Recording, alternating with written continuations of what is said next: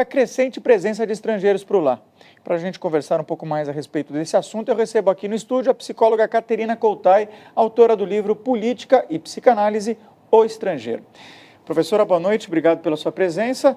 É possível a gente reputar essa saída, do Reino Unido da União Europeia única e exclusivamente à xenofobia? Bom, boa noite, antes de mais nada, obrigada pelo convite.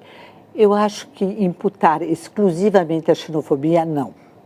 Porque a própria xenofobia, de alguma maneira, é uma resposta a uma situação social, política, econômica, de insegurança aparente.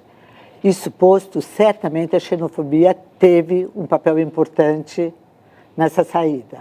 Porque o discurso do PKD era só contra os estrangeiros e os próprios eurocéticos, muitas vezes, tem medo do estrangeiro, como todos nós, aliás, Uma certa dose de xenofobia é constitutiva da psique humana.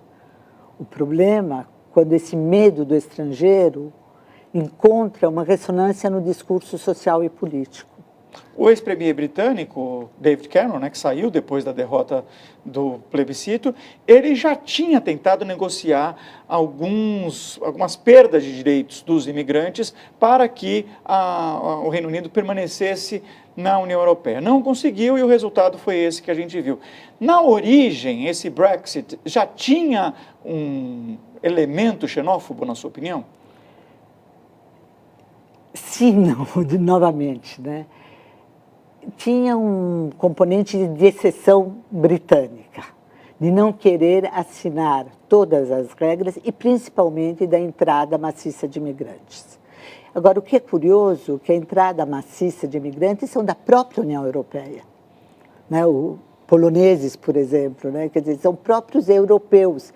Então, são imigrantes, se a Europa é unida e as fronteiras são livres, será que dá, inclusive, para chamá-los de imigrantes ou existe uma livre circulação das pessoas? Porque parece que, por enquanto, só existe uma livre circulação do capital. Esse eles querem manter, Os argumentos em torno da não aceitação da presença de imigrantes na Europa vêm sempre seguidos de argumentos econômicos. O imigrante tira o meu emprego, ele tira os direitos sociais que foram adquiridos ao longo dos anos, porque isso acaba se tornando caro demais para manter todos eles colocados ali. Essa discussão, ela é meramente econômica?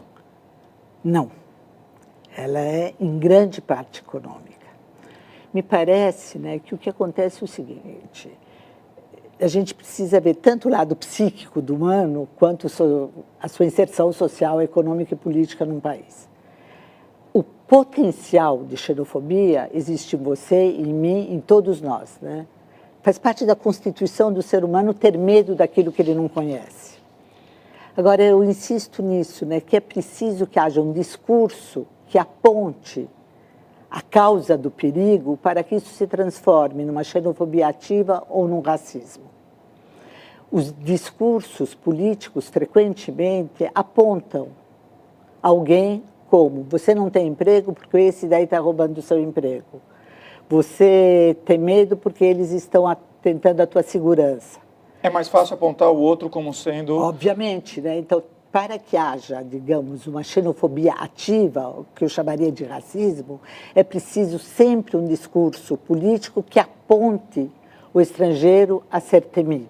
E esse discurso, ele está se disseminando no mundo? Eu lembro, por exemplo, que Donald Trump, candidato republicano aos Estados Unidos, prega que seja proibida a entrada de islâmicos na América e também a construção de um muro para separar os Estados Unidos do México. Certamente, mas eu diria que desde o século XVIII na Europa, desde a Constituição dos Estados-nações, o medo do estrangeiro sempre existiu. Aliás, a criação da Europa, da União Europeia, no pós-Segunda Guerra Mundial, foi uma tentativa justamente, na sua origem, de evitar isso.